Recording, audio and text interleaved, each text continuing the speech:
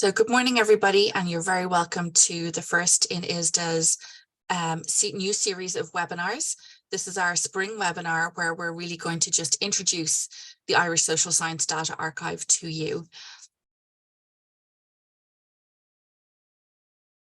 So this morning, I'm going to give you a little bit of the background of ISSDA, so where ISSDA has come from, and also where we're going, which is the most exciting part.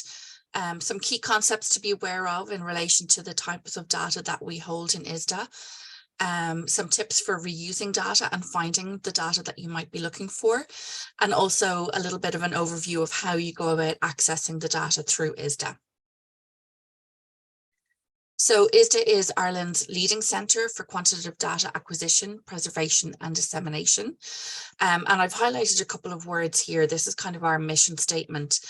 So we acquire data from data providers, from researchers, from research groups, from institutions. We preserve those data for the long term. So we have a remit around digital preservation and making sure that these data sets remain accessible long into the future, and also around dissemination. So we make those data sets available to researchers across Ireland and beyond, in some cases, to the data sets. So we make those data sets available for reuse by other researchers. So really the main objectives of the Irish Social Science Data Archive, or ISSDA, is that we aim to be a central access point where people can access quantitative social science research data, that people would be able to, researchers would be able to come to us and find what we're looking for. We aim to provide wider access to those data sets. So really making sure that as many people can access them as possible, so that the data can fulfill their full potential, I suppose. So we also want to facilitate secondary analysis. So we know that the data are incredibly valuable, that they contain a lot of information beyond what the original research group may have used in them. So we wanted to make sure that other researchers can access those data sets and perform their secondary analyses on those data. And we also want to support the acquisition of data analysis skills. So that's something we're going to be working on in the close future, supporting the research community in building the skills necessary to be able to analyse secondary data. We refer to our designated community. This really is the community of researchers that we aim to support and provide services for. So we consider our designated community to be higher education institutions and research performing organisations across multiple sectors. So with broad relevance to the social sciences and public health. So any institutions who are higher education or research performing, we very much see ourselves as being advocates for them and supporting their research. We would also get a lot of requests from non-governmental organisations, from independent researchers, from policy researchers as well. And we are incredibly happy to see those requests come through, because that means that the data are getting to the people who really need them and who are going to use them to help implement public policy and public health, and also to inform government decisions. So really looking at research supported decision making at government level. So ISSDA has been around for a very, very long time. It launched in 2000 in the Geary Institute, which is based in UCD. The Geary Institute is very well known. I'm sure most of you have heard of it at some point in relation to public policy and social science research. In 2012, then ISSDA moved from the Geary Institute to UCD Library. So that's where ISSDA is currently based. It's operated from UCD Library, which is where I and my colleagues are based as well. In 2016, the staff expanded to include the first ISSDA data manager, at which point we were able to expand the portfolio of services that we were able to provide at that time. and it has been onwards and upwards since then, hopefully. In 2018, then, we received the Core Trust Seal certification as a trustworthy data repository. So Core Trust Seal is a self-certification process. You evaluate your repository based on 16 different requirements, and those are then peer-reviewed by colleagues from the Core Trust Seal, who then decide whether or not you meet the requirements for a trustworthy digital repository or not. We were very lucky at the time to receive the Core Trust Seal. It's something that we're incredibly proud of, and we hope that it demonstrates our commitment to long-term preservation and access to the data sets. Then in 2021, ISSDA was established as the national service provider for ISSDA. ISSDA is the Consortium for European Social Science Data Archives. So ISSDA was established as the national service provider for ISSDA in Ireland. And this was funded by the Irish Research Council. So we're incredibly grateful to the Irish Research Council for their funding of our activities, specifically in relation to ISSDA. So ISSDA gives us access to a network across Europe of other social science data archives doing incredibly similar work. We can learn from them, we can benefit from their expertise and pooling of resources to improve the services that we provide. And then just this year, a second data manager was added to the team. So again, we have expanded our team, which allows us to further expand our services. So I invite you to meet the team. My name is Jenny O'Neill. I just realized I don't think I said that at the very beginning. I am a part-time ISSDA data manager, so I work half-time with ISSDA and half-time on research data management services for UCD Library. And going forward, I am going to take on responsibility for outreach and training events such as this one. We've been joined then recently by Vanessa Buckley. Vanessa will be responsible for archiving of data sets, including data deposit collection, development and description. So any of you who are interested in depositing your data with ISSDA will most likely be in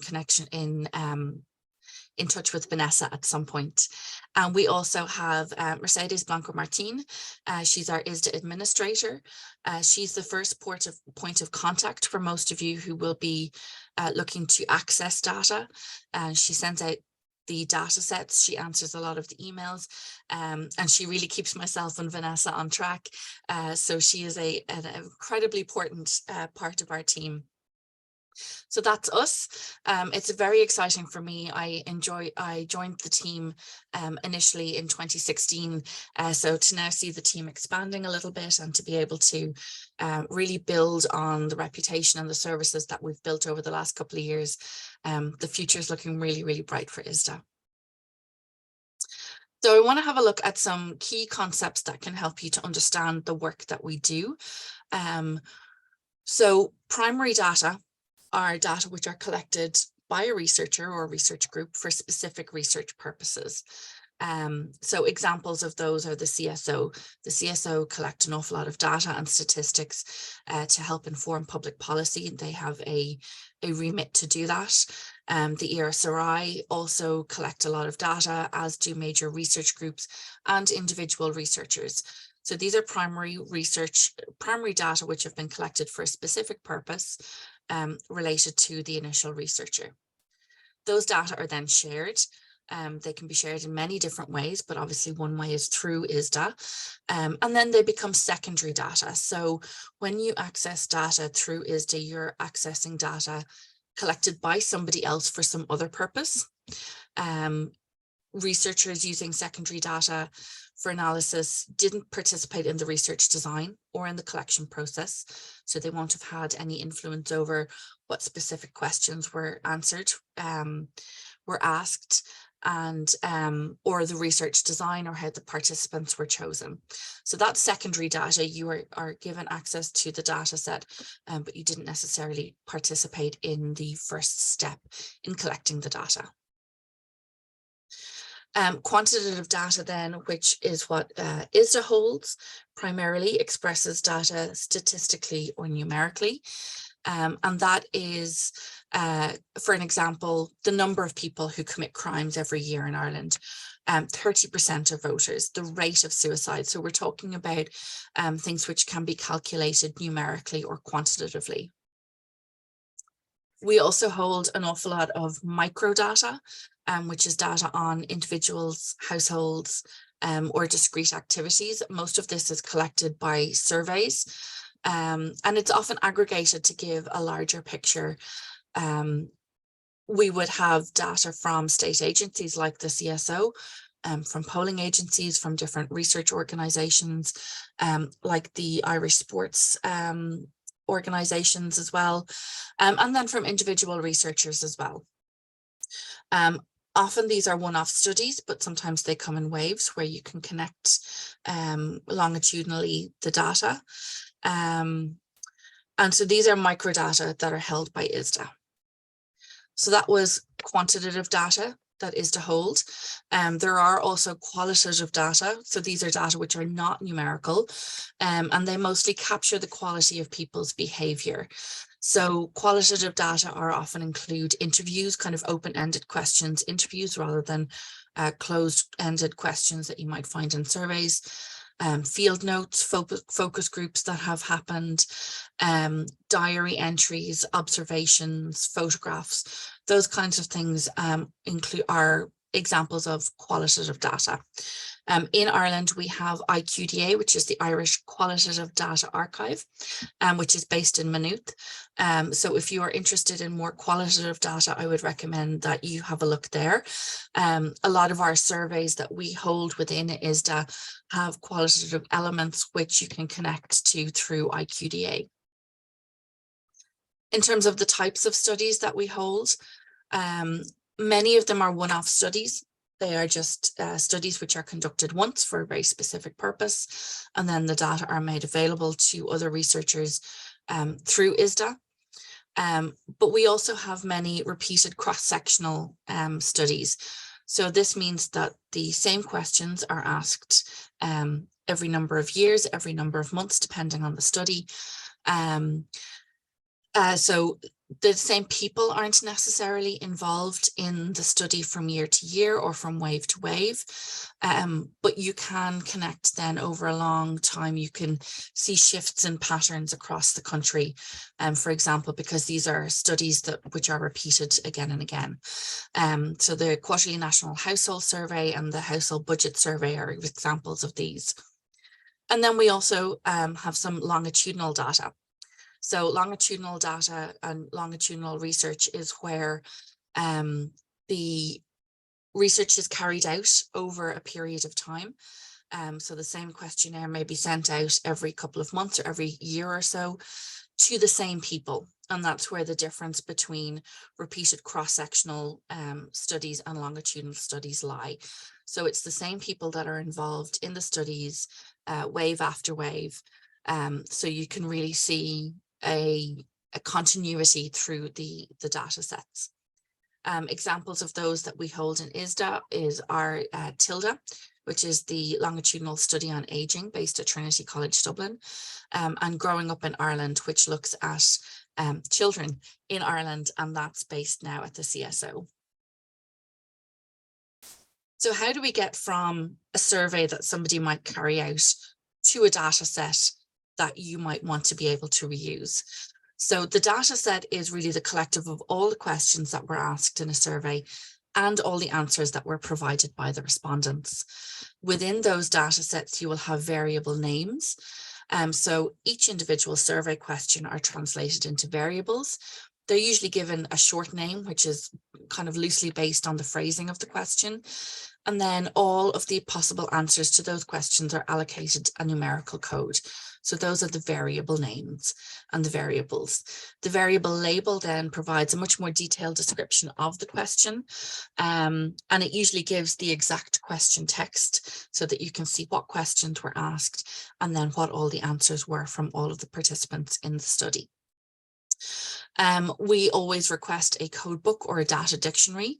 So to be able to translate between the codes and the answers in the data set, a code book is created.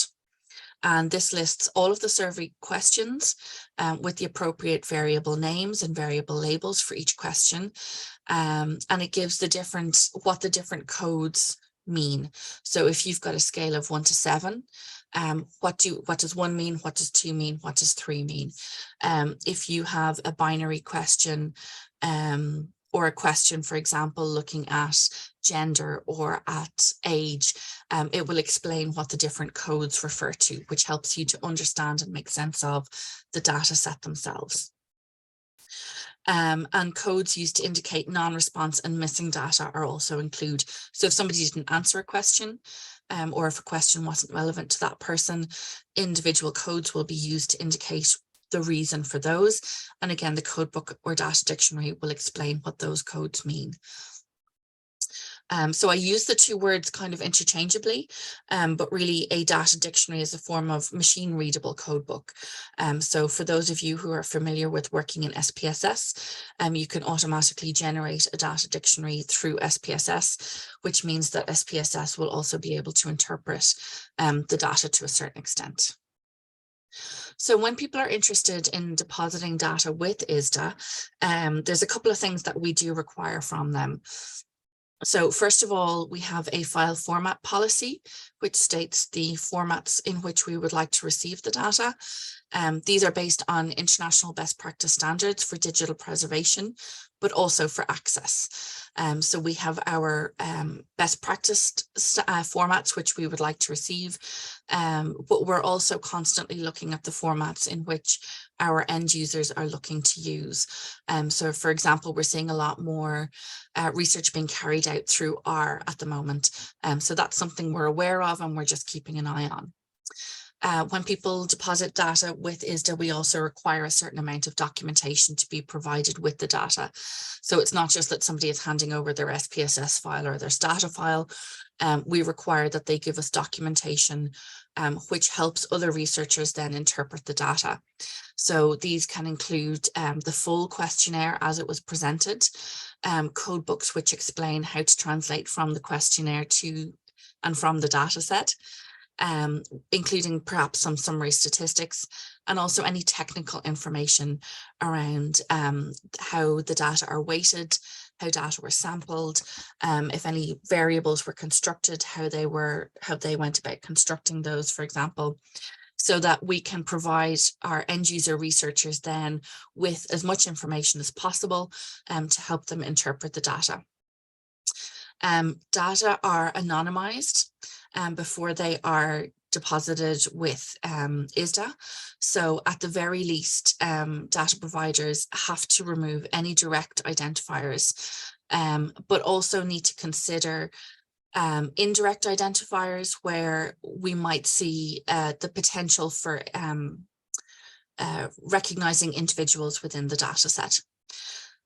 So all the data are anonymized before they are provided to ISSDA. We actually consider the data to be pseudonymized, and perhaps that's something that I will go into in a further webinar, the difference between pseudonymized and anonymized. There is always the potential, or not there is always the potential, but to avoid the potential where somebody could be identified within the data set, in the end user license, we specifically say that you are not allowed to try to identify individuals within the data. So that's why the data are anonymized before deposit.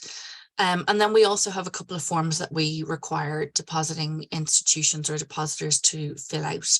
They have to fill out a license agreement, and they also have to provide some study metadata to us. So we have a data deposit form, which asks questions around why the data were collected, what were the dates of collection, what was the region that was included, how was sampling carried out, and this all maps to metadata, which as the archive we then generate on behalf of the data providers. The metadata format that we use is the Data Documentation Initiative, which is widely used across all social science data archives. And the metadata that we generate also conforms to the ISSDA metadata standard.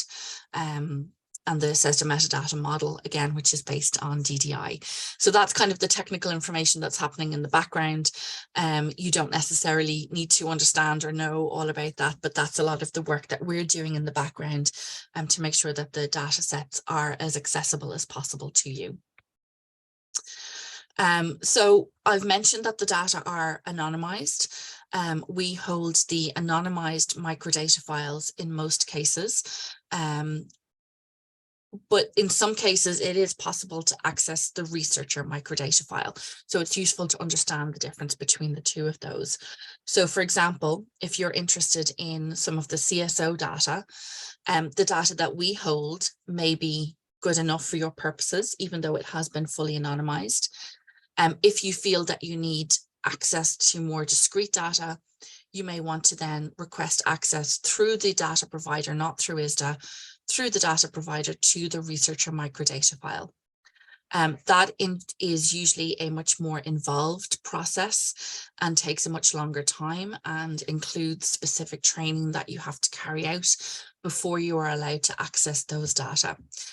So what I would suggest is if you feel that the anonymized microdata files are going to be of use to you, that you have a look at those in the first instance, because the process is a little bit more straightforward because the data have been anonymized in advance. But just to be aware of the difference, ISSDA holds the anonymized microdata files, and in some cases, not in all cases, but in some cases, the data provider can provide access to the researcher microdata file, which has not been anonymized.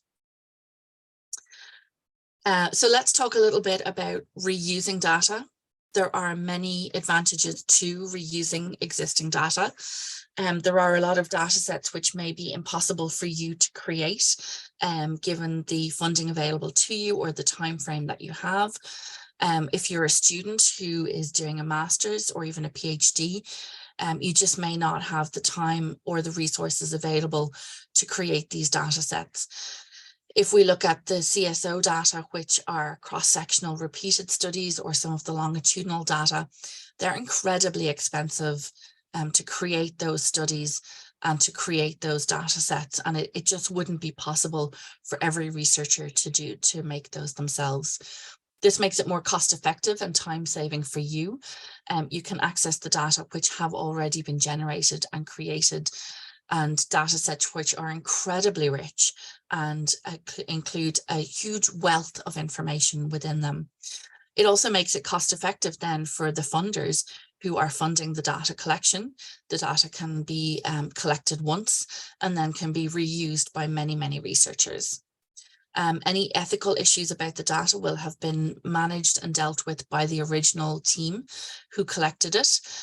So that's something that you obviously need to be aware of, but it's not something that you need to manage yourself, which means that you can spend the bulk of your time analyzing the data.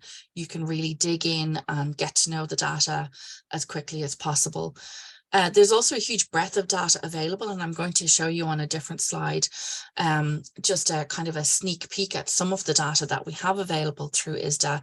And even within the Irish context, there's a huge amount of surveys and a huge wealth of data which are available to researchers to reuse.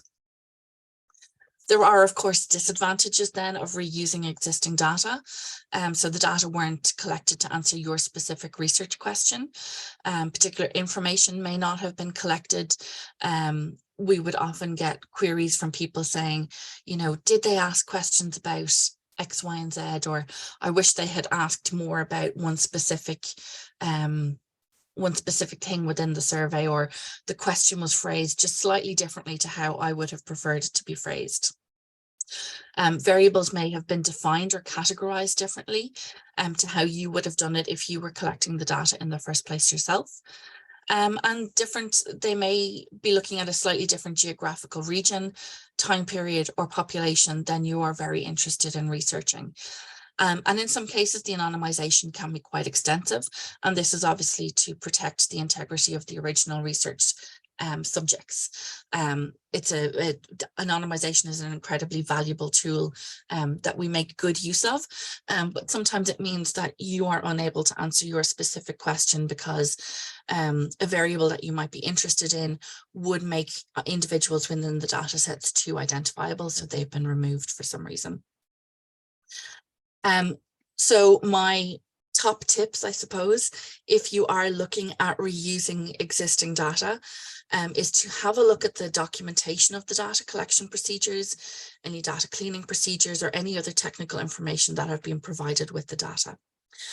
With ISSDA, as you'll see, you have to request access to the data sets themselves, but all of the documentation is provided on the website for you to have a look at in advance. And if you find yourself coming up against questions as you're going through your analysis, 9 times out of 10, the documentation will contain the answers to those. So make sure you have a look at them in advance. You'll be able to see what variables are available, and what technical information is available about the data set, which can help you to make an informed decision about whether it's going to be suitable for your purposes. Or if you're coming up across questions like, why did the research group decide to go in this direction, or why did they do that? Again, the documentation is your first port of call to be able to understand the data sets themselves. Make an effort to understand the data. So while I said you can just get straight down to your analysis by reusing existing data, there is still a certain amount of effort that needs to be put in to understand the data, to really understand what questions were asked, what were the context of the questions, and what were the context of the people who were chosen to take part in the study. So you do need to make a bit of an effort to understand the data. And then also then to be pragmatic, I should say, about whether the data are good enough for your purposes. Will these data answer the questions that you want to ask?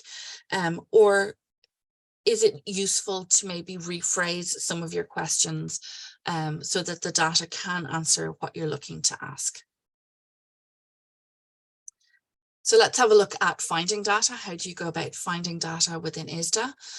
So this is just to give you a flavour of the data that we have available through ISSDA. These are some of the bigger data sets that we have available. So we can provide access to TILDA, which is the Irish Longitudinal Study on Ageing. That access is currently paused as we review some of our legal agreements. But once those are up and running again, we'll be providing access to TILDA once again. We're working very closely with TILDA on this to provide that access as quickly as possible. We also provide access to Growing Up in Ireland, which is a longitudinal study of children. There are 2 different cohorts within that. When I started with ISSDA, these were referred to as the infant cohort and the child cohort. The infant cohort were born in 2008. And the child cohort were born in 1998. So they are clearly no longer infants and children, and they will continue to be followed as they go into adulthood. So you've got the same children from the year that they were born right through. Every couple of years, a different wave of the data are created. So that's another incredibly rich and valuable data set, which is available for reuse by researchers. The CSO also deposit data with us. So they do deposit some kind of one-off studies, but the main ones that we have access to are the household budget survey, which I believe is carried out every 2 years. The labour force survey is carried out every quarter, and we receive a new wave every quarter. And EU Silk, I believe, is an annual study which is carried out. And that can also be compared to European data as well. So that's very valuable to not just look at data within the Irish context, but also to be able to compare that to our European colleagues as well. And we have data from many different major research projects and from individual researchers. We're seeing more and more now that funders are requiring the data be made available at the end of a research project. If you are one of those researchers, you can make your data available through ISSDA. Please come and talk to us. We're more than happy to do that. So you will find a huge amount of data available through ISSDA relating to health, to COVID, to children, to sports, to schooling, to all sorts of different things, all across the different social science and the public health domains. So come and have a look and see what we might have that you might be able to use within your own research. So once you have found a data set which you think, yes, I think I'll definitely be able to use this, how do you go about accessing those data? So the first step is to identify the data sets that you require. Sometimes we can give you advice, but for the most part, you as the researcher are best placed to understand what you need for your research. So we may be able to point you in the right direction, but really it's up to you to identify the data set or data sets that are going to be most suitable for your research. We then ask you to complete a request form, which is an end user license for research or for teaching purposes. We're in the process of updating those, so we will be launching some new request forms in the coming weeks, I hope. So complete the request form and then send this form. You must sign it because it is an end user license. So you must sign the form and send it to ISSDA. So you can email it to us, and then Mercedes, who I mentioned earlier, will get back to you pretty quickly with a decision on whether or not you can access those data. The reason that we have this process in place is because while the data have been anonymized, we do have to recognize that they are there are potential personal data within those. So it's important that we have oversight over who is accessing the data and what they might be using those data for. So we do have some quite strict requirements on you. You have to tell us exactly what you're going to use the data for. You complete the form on a project by project basis. So if you feel the data could be used for a different project, we do require that you fill in another form. And also that you tell us how long you're going to need access to those data for. You're required to delete the data then once that time period has passed, or to request an extension. It is possible to request an extension, but that is something that you have to do by email to us. And we also require the information about everybody who is going to be accessing the data. So again, recognizing that while the data are anonymized, they do contain personal data. So we do have to be careful about what purposes the data are accessed for and how they are used. And that's a commitment that we also make to our data providers. So if you are a data provider who is interested in making your data available, but you don't feel that fully open access or open data is a suitable route for you, this may be the restricted data route may be suitable. So again, come and have a chat with us. We're more than happy to talk to you about the options. It's always incredibly important when you are reusing data that you cite the data. So just in the same way that you would cite any publications that you refer to or that you have referenced, you should always cite the data as well. This credits the original data creator. So it gives them credit for the work that they have put in. But it also means that if anybody is trying to look at the credibility of your research, they can also find the data and then obviously look at the credibility of your research and see that the results that you have come up with are in fact valid. This is just an example of a citation from the Household Budget Survey, which ISSDA holds. And we provide citations, suggested citations for all of the data sets that we provide access to. So we would ask that you always, as part of your own research integrity, cite where you've gotten your data from. And we would like you to also let us know when you have published, because we are going to be maintaining a library of papers which have used ISSDA data as part of them, so that other people can see what kind of research has been carried out using the data. So I just want to say thank you very much for listening. If you have any questions, please do pop them in the chat. I'm more than happy to answer them. You can find us at ucd.ie/ISSDA. Our email address is isda@ucd.ie. We have a Twitter account at ISSDA. We have a newsletter, which we have just launched. The first issue has gone out. That's going to be a quarterly newsletter. So I would encourage you to sign up for that. And I'm going to ask my colleague Vanessa to pop the link to that in the chat so that you can all sign up for it. We are very grateful to funding from the Research Council, the Irish Research Council, which has allowed us to be the Irish service provider to ISSDA. And we're also incredibly grateful to the support from UCD Library, where we operate from. So thank you very much for coming this morning.